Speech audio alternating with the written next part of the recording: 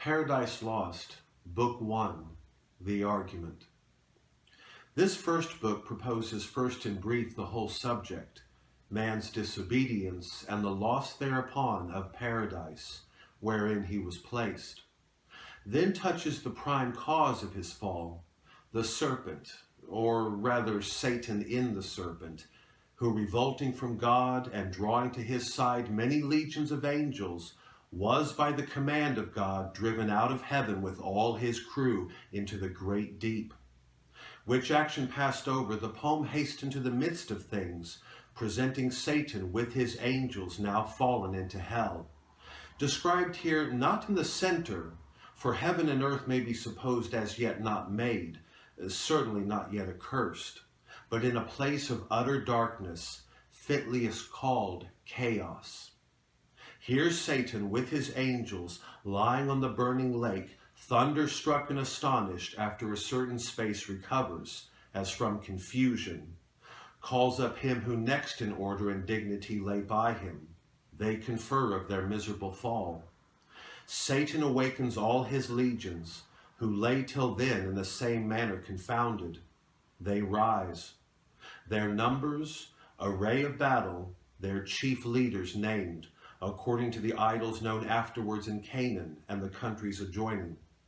To these Satan directs his speech, comforts them with hope yet of regaining heaven, but tells them lastly of a new world and new kind of creature to be created, according to an ancient prophecy or report in heaven. For that angels were long before this visible creation was the opinion of many ancient fathers. To find out the truth of this prophecy and what to determine thereon, he refers to a full council, what his associates thence attempt. Pandemonium, the palace of Satan, rises, suddenly built out of the deep. The infernal peers there sit in council.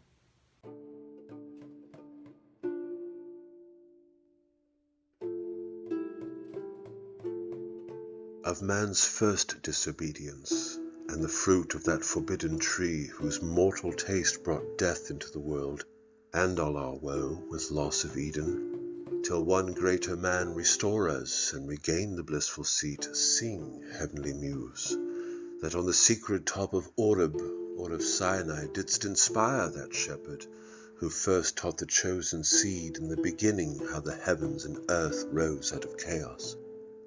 Or of Sion hill delight thee more, and Siloa's brook that flowed fast by the oracle of God, I thence invoke thy aid to my adventurous song, that with no middle flight intends to soar above the Aeonian mount, while it pursues things unattempted yet in prose or rhyme. And chiefly thou, O Spirit, that dost prefer before all temples the upright heart and pure, instruct me, for thou knowest. Thou from the first wast present, and with mighty wings outspread, dove-like satst brooding on the vast abyss, and madest it pregnant. What in me is dark, illumine. What is low, raise and support. That to the height of this great argument I may assert eternal providence, and justify the ways of God to men. Say first, for heaven hides nothing from thy view, nor the deep tract of hell. Say first what cause moved our grandparents in that happy state, favoured of heaven so highly, to fall off from their Creator and transgress his will for one restraint, lords of the world besides. Who first seduced them to that foul revolt? The infernal serpent. He it was whose guile, stirred up with envy and revenge, deceived the mother of mankind. What time his pride had cast him out from heaven with all his host of rebel angels, by whose aid aspiring to set himself in glory above his peers, he trusted to have equalled the Most High if he opposed. And with ambitious aim against the throne and monarchy of God, raised impious war in heaven and battle proud with vain attempt. Him the almighty power hurled headlong flaming from the ethereal sky, with hideous ruin and combustion down to bottomless perdition, there to dwell in adamantine chains and penal fire, who durst defy the omnipotent to arms. 9 times the space that measures day and night to mortal men, he with his horrid crew lay vanquished, rolling in the fiery gulf, confounded though immortal. But his doom reserved him to more wrath. For now the thought both of lost happiness and lasting pain torments him. Round he throws his baleful eyes that witnessed huge affliction and dismay, mixed with obdurate pride and steadfast hate.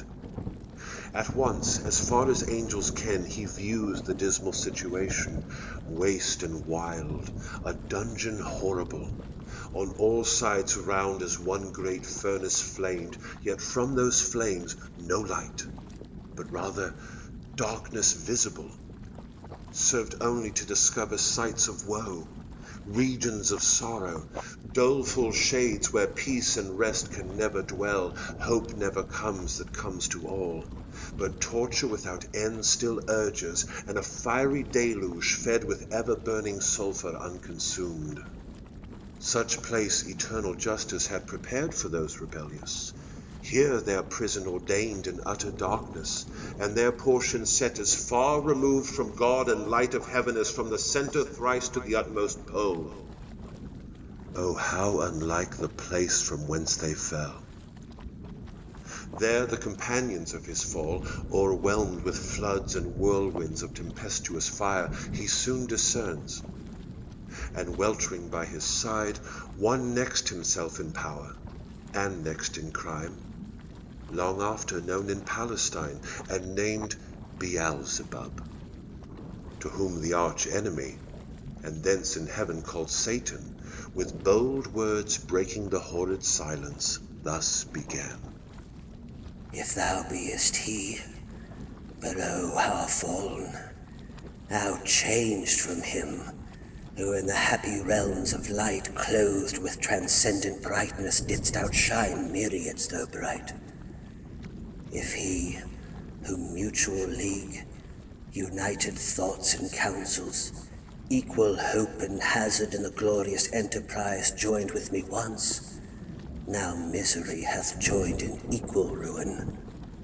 Into what pit thou seest from what height fallen, so much the stronger proved he with his thunder. Until then, who knew the force of those dire arms? Yet not for those, nor what the potent victor in his rage can else inflict, do I repent or change, though changed in outward luster. That fixed mind and high disdain from sense of injured merit, that with the mightiest raised me to contend, and to the fierce contention brought along innumerable force of spirits armed, that durst dislike his reign, and me preferring, his utmost power with adverse power opposed in dubious battle on the plains of heaven, and shook his throne. What though the field be lost? All is not lost. The unconquerable will and study of revenge, immortal hate, and courage never to submit or yield, and what is else not to be overcome. That glory never shall his wrath or might extort from me. To bow and sue for grace with suppliant knee, and deify his power, who from the terror of this arm so late doubted his empire, that were low indeed. That were an ignominy and shame beneath this downfall. Since by fate the strength of gods and this imperial substance cannot fail, since through experience of this great event in arms not worse, in foresight much advanced, we may, with more successful hope, resolve to wage by force or guile eternal war irreconcilable to our grand foe, who now triumphs, and in the excess of joy sole reigning holds the tyranny of heaven. So spake the apostate angel, though in pain, vaunting aloud, but racked with deep despair. And him thus answered soon his bold compeer. O Prince, O chief of many throned powers, that led the embattled seraphim to war under thy conduct, and in dreadful deeds fearless endangered heaven's perpetual king, and put to proof his high supremacy, whether upheld by strength or chance or fate, too well I see and rue the dire event that with sad overthrow and foul defeat hath lost us heaven. And all this mighty host in horrible destruction laid thus low, as far as gods and heavenly essences can perish. For the mind and spirit remains invincible, and vigor soon returns, though all our glory extinct, and happy state here swallowed up in endless misery. But what if he, our conqueror, whom I now of force believe almighty, since no less than such could have o'erpowered such force as ours, have left us this our spirit and strength entire, strongly to suffer and support our pains, that we may so suffice his vengeful ire, or do him mightier service as his thralls by right of war, whate'er his business be here in the heart of hell to work in fire, or do his errands in the gloomy deep. What can it then avail, though yet we feel strength undiminished, or eternal being to undergo eternal punishment? Whereto, with speedy words, the archfiend replied, Fallen cherub, to be weak is miserable, doing or suffering, but of this be sure, to do aught good never will be our task, but ever to do ill our sole delight, as being the contrary to his high will whom we resist.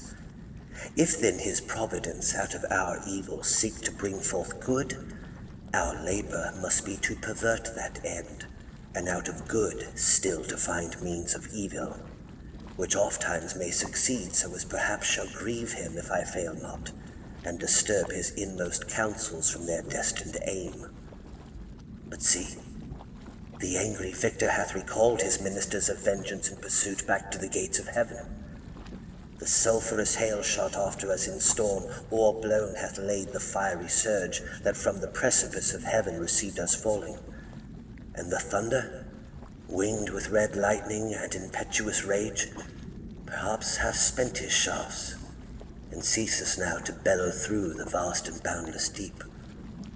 Let us not slip the occasion, whether scorn or satiate fury yielded from our foe. Seest thou yon dreary plain, forlorn and wild, the seat of desolation, void of light, save what the glimmering of these livid flames cast pale and dreadful? Thither let us tend, from off the tossing of these fiery waves. There rest, if any rest can harbour there, and reassembling our afflicted powers, consult how we may henceforth most offend our enemy, our own loss how repair, how overcome this dire calamity, what reinforcement we may gain from hope, if not what resolution from despair. Thus Satan, talking to his nearest mate, with head uplift above the wave, and eyes that sparkling blazed, his other parts besides prone on the flood, extended long and large, lay floating many a rood, in bulk as huge as whom the fables name of monstrous size Titanian, or earthborn, that warred on Jove, Briareos, or Typhon, whom the den by ancient Tarsus held, or that sea-beast Leviathan, which God of all his works created hugest that swim the ocean stream. Him haply slumbering on the Norway foam, the pilot of some small night-founded skiff, deeming some island, oft, as seamen tell, with fixed anchor in his scaly rind, moors by his side under the lee, while night invests the sea, and wished morn delays.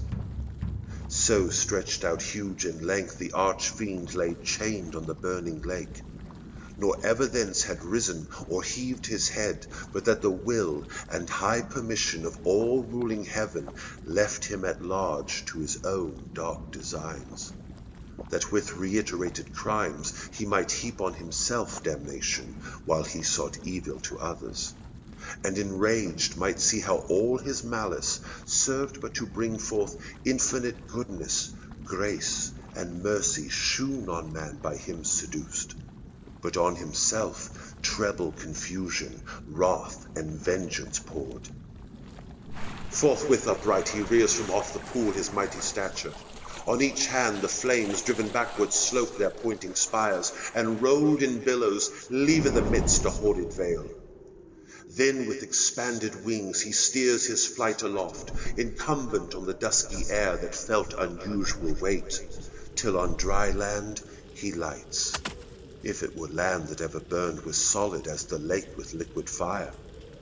And such appeared in hue as when the force of subterranean wind transports a hill torn from Pelorus, or the shattered side of thundering Etna, whose combustible and fueled entrails, thence conceiving fire, sublimed with mineral fury, aid the winds, and leave a singed bottom all involved with stench and smoke. Such resting found the soul of unblessed feet. Him followed his next mate, both glorying to have escaped the Stygian flood as gods, and by their own recovered strength, not by the sufferance of supernal power. Is this the region? This the soil? The clime? Said then the lost archangel. This the seat that we must change for heaven? This mournful gloom for that celestial light? Be it so, since he who now is sovereign can dispose and bid what shall be right.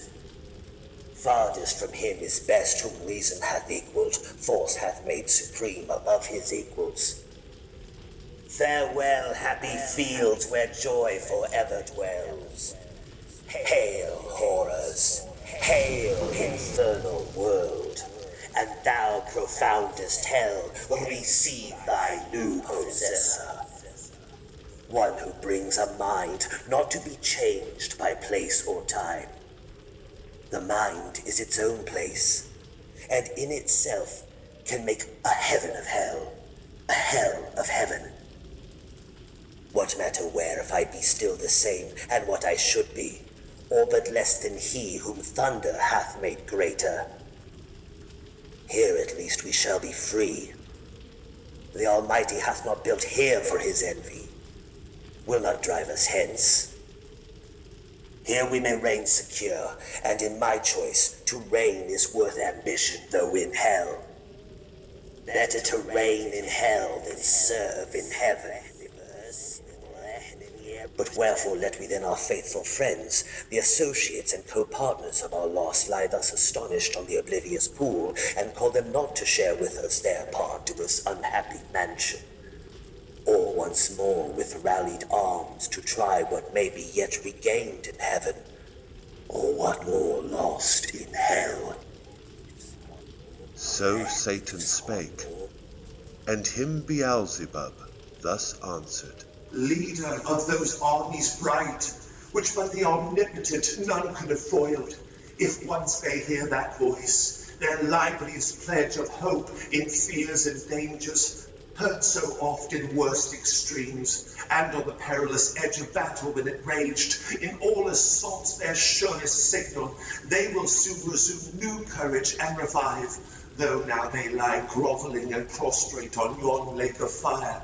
As we erewhile, astounded and amazed, no wonder formed such a pernicious height. He scarce had ceased when the superior fiend was moving toward the shore, his ponderous shield ethereal temper, massy, large, and round behind him cast. The broad circumference hung on his shoulders like the moon, whose orb through optic glass the Tuscan artist views at evening from the top of Thessaly, or in Valdorno, to descry new lands, rivers, or mountains in her spotty globe. His spear, to equal which the tallest pine hewn on Norwegian hills to be the mast of some great admiral, were but a wand he walked with to support uneasy steps over the burning marl, not like those steps on heaven's azure, and the torrid clime smote on him sore besides, vaulted with fire. Natheless he so endured, till on the beach of that inflamed sea he stood and called his legions, angel forms, who lay entranced, thick as autumnal leaves that strode the brooks in Valambrosia, where the Etrurian shades high overarched embower, or scattered sedge afloat, when with fierce winds Orion armed hath vexed the Red Sea coast, whose waves o'erthrew Bucyrus and his Memphian chivalry, while with perfidious hatred they pursued the sojourners of Goshen, who beheld from the safe shore their floating carcasses and broken chariot wheels.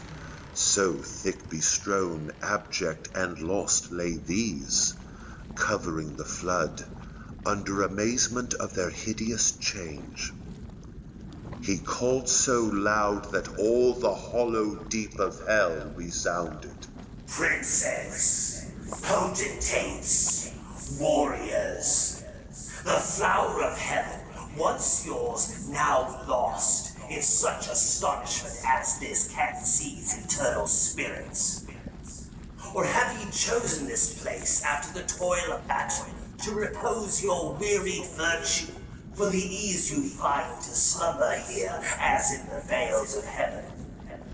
Or in this abject posture have ye sworn to adore the conqueror, who now beholds cherub and seraph rolling in the flood with scattered arms and ensigns, till anon his swift pursuers from heaven gates discern the advantage, and descending tread us down, thus drooping, or with lincoln thunderbolts transfix us to the bottom of this gulf? Awake, arise, or be forever fallen. They heard, and were abashed, and up they sprung upon the wing, as when men want to watch on duty, sleeping found by whom they dread, rouse and bestir themselves ere well awake. Nor did they not perceive the evil plight in which they were, or the fierce pains not feel, yet to their general's voice they soon obeyed innumerable. As when the potent rod of Amram's son in Egypt's evil day waved round the coast, up called a pitchy cloud of locust, warping on the eastern wind, that o'er the realm of impious Pharaoh hung like night, and darkened all the land of Nile. So numberless were those bad angels seen, hovering on wing under the cope of hell, twixt upper, nether, and surrounding fires, till, as a signal given, the uplifted spear of their great Sultan, waving to direct their course, in even balance down they light on the firm brimstone, and fill all the plain.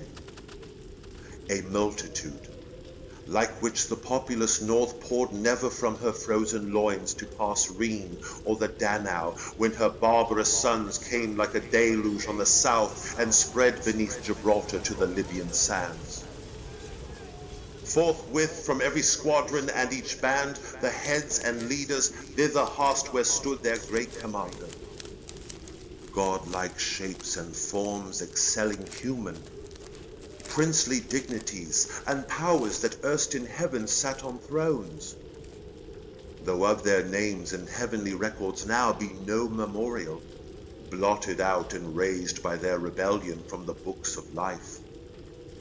Nor had they yet among the sons of Eve got them new names, till wandering o'er the earth, through God's high sufferance for the trial of man, by falsities and lies, the greatest part of mankind they corrupted to forsake God their Creator, and the invisible glory of Him that made them, to transform oft to the image of a brute, adorned with gay religions full of pomp and gold, and devils to adore for deities.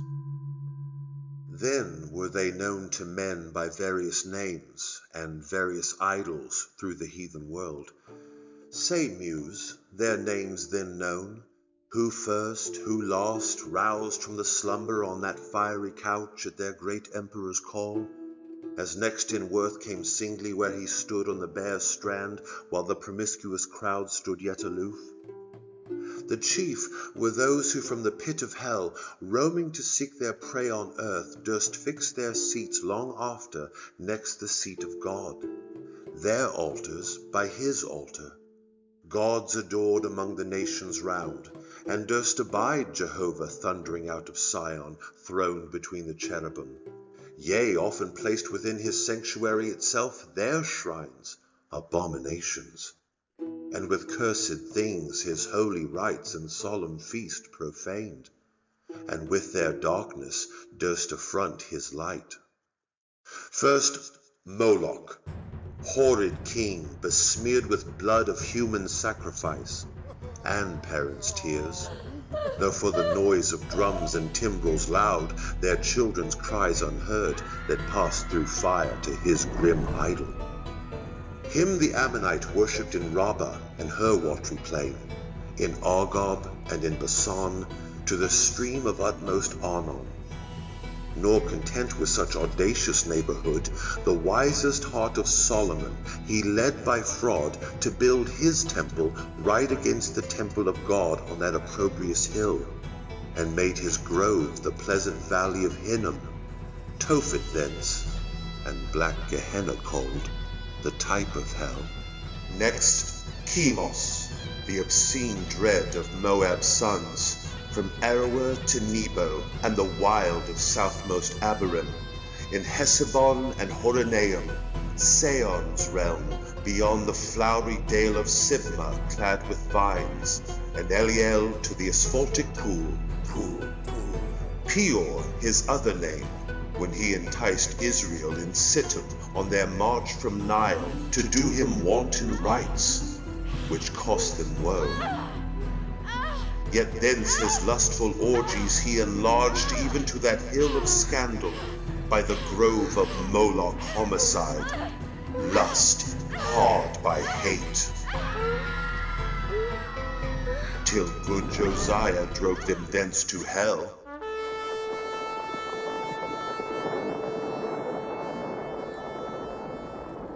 With these came they, who from the bordering flood of old Euphrates to the brook that parts Egypt from Syrian ground had general names of Balaam and Ashtaroth, those male, these feminine, for spirits when they please can either sex assume, or both, so soft and unconfounded is their essence pure, not tied or manacled with joint or limb, nor founded on the brittle strength of bones like cumbrous flesh, but in what shape they choose, dilated or condensed, bright or obscure, can execute their airy purposes and works of love or enmity fulfill.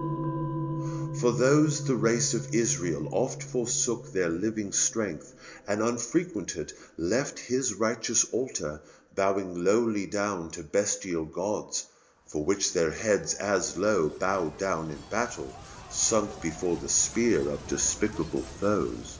With these in troop came Ashtoreth, whom the Phoenicians called Astarte, queen of heaven with crescent horns, to whose bright image nightly by the moon Sidonian virgins paid their vows and songs. In Sion also not unsung, where stood her temple on the offensive mountain, built by that uxorious king, whose heart, though large, beguiled by fair idolatresses, fell to idols foul. Thamuz came next behind, whose annual wound in Lebanon allured the Syrian damsels to lament his fate in amorous ditties all a summer's day, while smooth Adonis from his native rock ran purple to the sea, supposed with blood of Thamuz yearly wounded.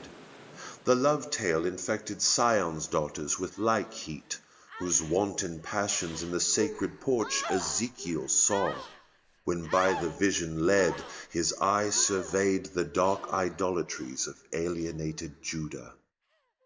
Next came one who mourned in earnest when the captive ark maimed his brute image, head and hands lopped off in his own temple on the Councell edge where he fell flat and shamed his worshippers.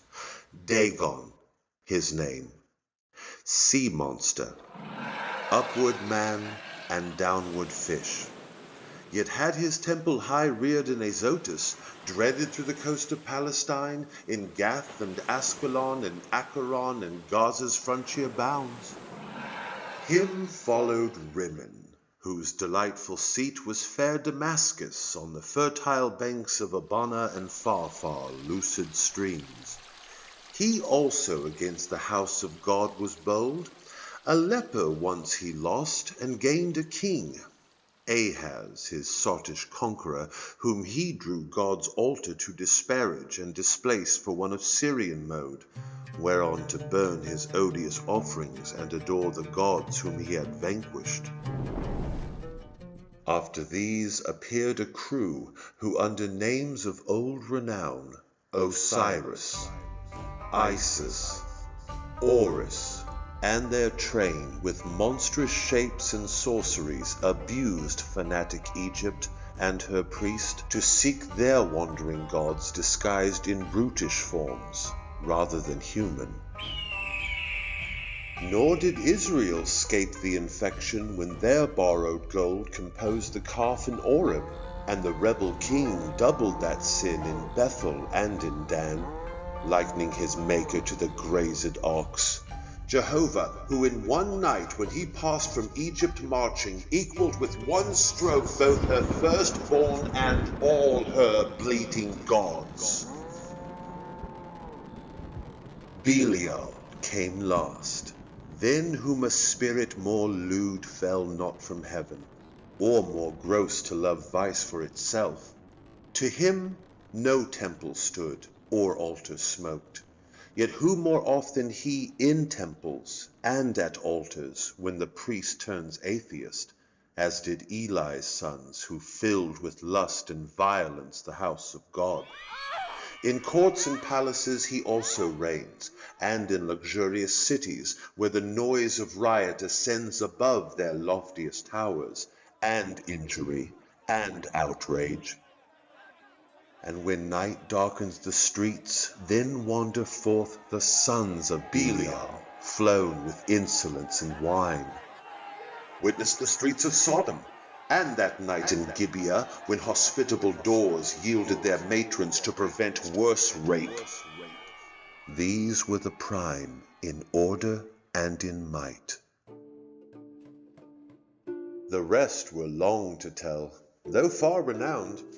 The Aeonian gods of Javan's issue held gods, yet confessed later than heaven and earth their boasted parents. Titan, heaven's firstborn, with his enormous brood and birthright seized by younger Saturn, he from mightier Jove his own and Rhea's son like measure found. So Jove usurping reigned, these first in Crete and Ida known. Thence on the snowy top of cold Olympus ruled the middle air, their highest heaven, or on the Delphian cliff, or in Dodona, and through all the bounds of Doric land, or who with Saturn old fled over Adria to the Hesperian fields, and o'er the Celtic roamed the utmost isles.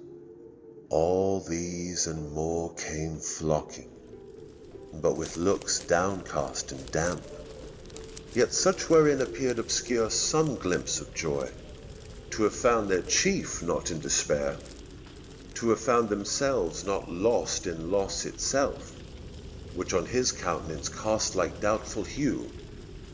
But he his wonted pride soon recollecting, with high words that bore semblance of worth, not substance, gently raised their fainted courage, and dispelled their fears.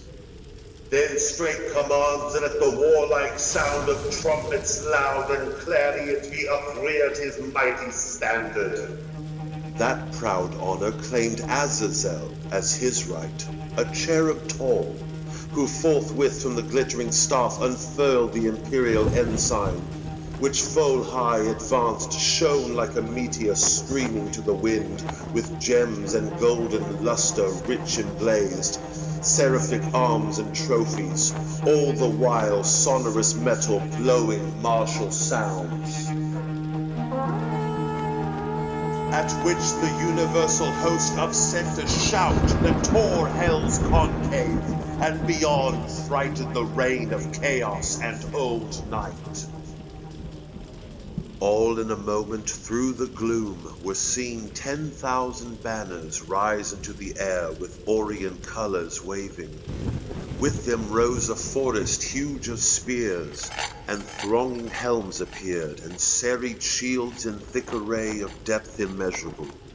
Anon they move in perfect phalanx to the Dorian mood of flutes and soft recorders, such as raised to height of noblest temper heroes old arming to battle, and instead of rage, deliberate valor breathed, firm and unmoved with dread of death to flight or foul retreat, nor wanting power to mitigate and swage with solemn touches troubled thoughts, and chase anguish and doubt and fear and sorrow and pain from mortal or immortal minds.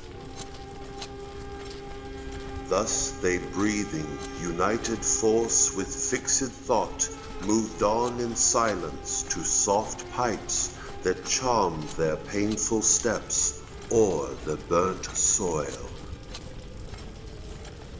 And now, advanced in view they stand, a horrid front of dreadful length and dazzling arms, in guise of warriors old with ordered spear and shield, awaiting what command their mighty chief had to impose.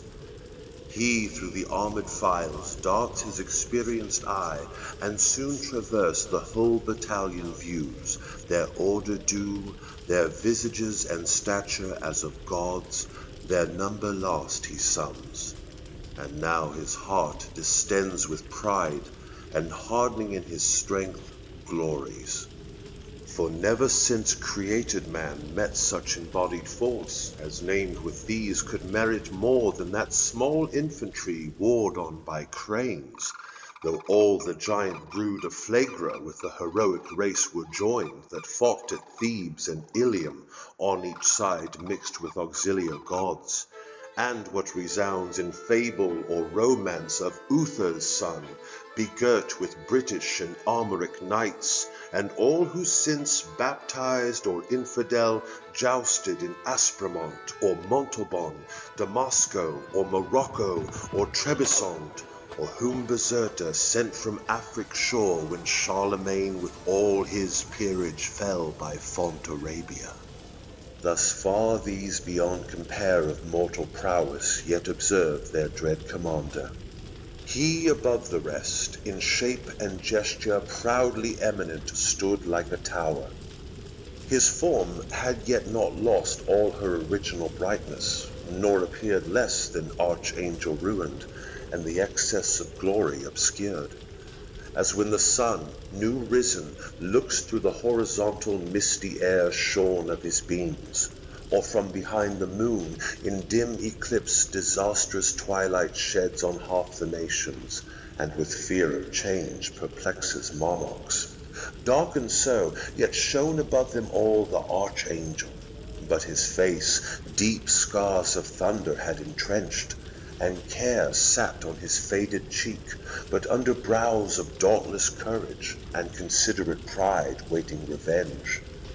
Cruel his eye, but cast signs of remorse and passion to behold the fellows of his crime, the followers rather, far other once beheld in bliss, condemned forever now to have their lot in pain. Millions of spirits for his fault immersed of heaven, and from eternal splendors flung for his revolt, yet faithful how they stood, their glory withered, as when heaven's fire has scathed the forest oaks or mountain pines with singed top, their stately growth though bare stands on the blasted heath. He now prepared to speak, whereat their doubled ranks they bend from wing to wing, and half enclose him round with all his peers. Attention held them mute. Thrice he essayed, and thrice, in spite of scorn, tears such as angels weep burst forth. At last, words interwove with sighs found out their way. O myriads of immortal spirits, O powers matchless but with the Almighty, And that strife was not inglorious, though the event was dire, as this place testifies, and this dire change hateful to utter. But what power of mind, foreseeing or presaging from the depth of knowledge, past or present, could have feared how such united force of gods, how such as stood like these could ever know repulse? For who can yet believe, though after loss, that all these puissant legions, whose exile hath emptied heaven, shall fail to reascend self-raised and repossess their native seat? For me, be witness all the host of heaven, if counsels different or danger shunned by me have lost our hopes. But he who reigns monarch in heaven, till then as one secure sat on his throne, upheld by old repute, consent or custom, and his regal state put forth in full, but still his strength concealed, which tempted our attempt, and wrought our fall.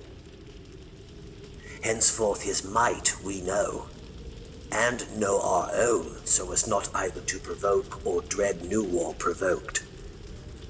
Our better part remains to work in close design, by fraud or guile what force effected not.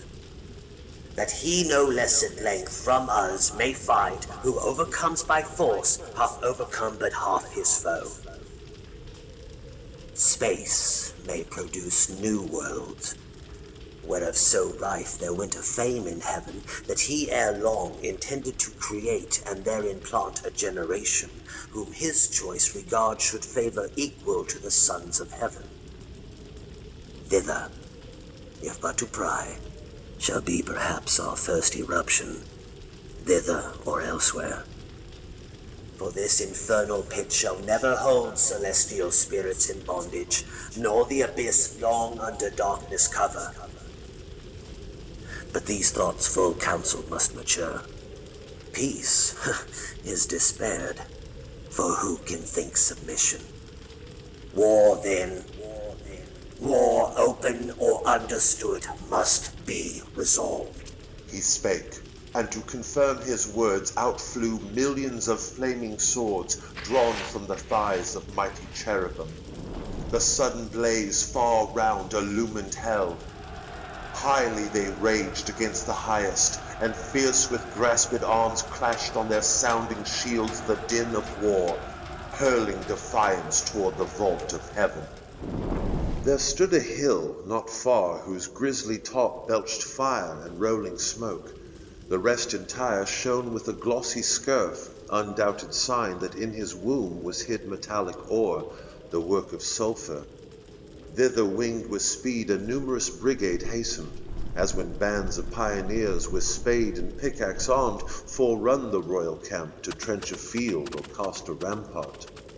Mammon led them on. Mammon, the least directed spirit that fell from heaven. For even in heaven his looks and thoughts were always downward bent, admiring more the riches of heaven's pavement, trodden gold, than aught divine or holy else enjoyed in vision beatific.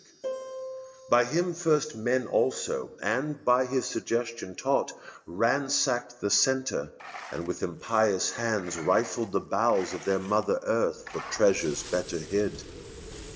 Soon had his crew opened into the hill a spacious wound, and digged out ribs of gold. Let none admire that riches grow in hell. That soil may best deserve the precious bane. And here let those who boast in mortal things, and wondering tell of Babel and the works of Memphian kings, learn how their greatest monuments of fame and strength and art are easily outdone by spirits reprobate, and in an hour what in an age they with incessant toil and hands innumerable scarce perform. Nigh on the plain in many cells prepared, that underneath had veins of liquid fire sluiced from the lake, a second multitude with wondrous art founded the massy ore, severing each kind, and scummed the bullion dross. A third as soon had formed within the ground a various mould, and from the boiling cells by strange conveyance filled each hollow nook, as in an organ from one blast of wind to many a row of pipes the sound board breathes. Anon out of the earth a fabric huge rose like an exhalation, with the sound of dulcet symphonies and voices sweet, built like a temple where pilasters round were set and Doric pillars overlaid with golden architrave.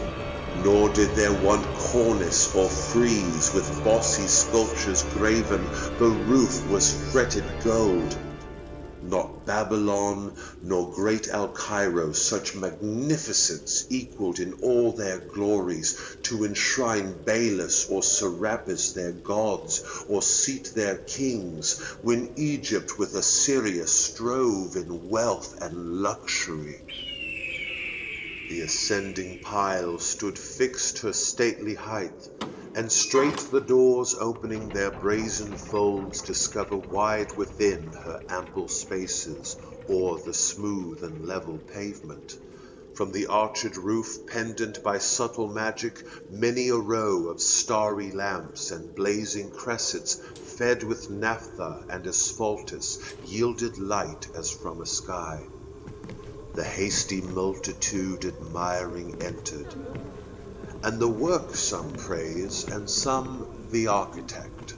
His hand was known in heaven by many a towered structure high, where sceptred angels held their residence and sat as princes, whom the supreme king exalted to such power, and gave to rule each in his hierarchy the orders bright. Nor was his name unheard or unadored in ancient Greece, and in Ausonian land men called him Mulciber, and how he fell from heaven, they fabled, thrown by angry Jove sheer o'er the crystal battlements.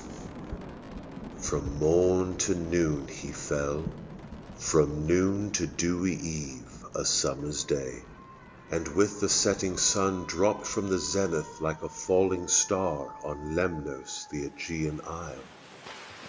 Thus they relate, erring, for he with this rebellious rout fell long before, nor aught availed him now to have built in heaven high towers, nor did he scape by all his engines, but was headlong sent with his industrious crew to build in hell.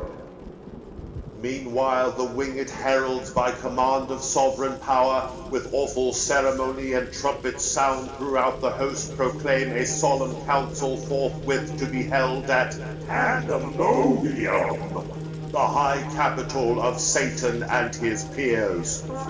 Their summons called from every band and squared regiment by place or choice the worthiest. They anon with hundreds and with thousands trooping came attended. All access was thronged, the gates and porches wide, but chief the spacious hall, though like a covered field where champions bold wont ride in armed, and at the Soldan's chair defied the best of Paynim's chivalry to mortal combat or career with lance. Thick swarmed, both on the ground and in the air, brushed with the hiss of rustling wings. As bees in springtime, when the sun with Taurus rides, pour forth their populous youth about the hive in clusters, they among fresh dews and flowers fly to and fro, or on the smoothed plank, the suburb of their straw-built citadel, new rubbed with balm, expatiate and confer their state affairs. So thick the airy crowd swarmed and was straitened, till the signal given, behold a wonder. They but now who seemed in bigness to surpass earth's giant sons, now less than smallest dwarfs, in narrow room throng numberless, like that Pygmean race beyond the Indian mount, or fairy elves, whose midnight revels by a forest side or fountain some belated peasant sees, or dreams he sees, while overhead the moon sits arbitress, and nearer to the earth wheels her pale course. They on their mirth and dance intent, with jocund music charm his ear, at once with joy and fear his heart rebounds. Thus incorporeal spirits to smallest forms reduced their shapes immense, and were at large, though without number, still amidst the hall of that infernal court. But far within, and in their own dimensions like themselves, the great seraphic lords and cherubim in close recess and secret conclave sat, 1,000 demigods on golden seats, frequent and full. After short silence then, and summons read, the great Councell began.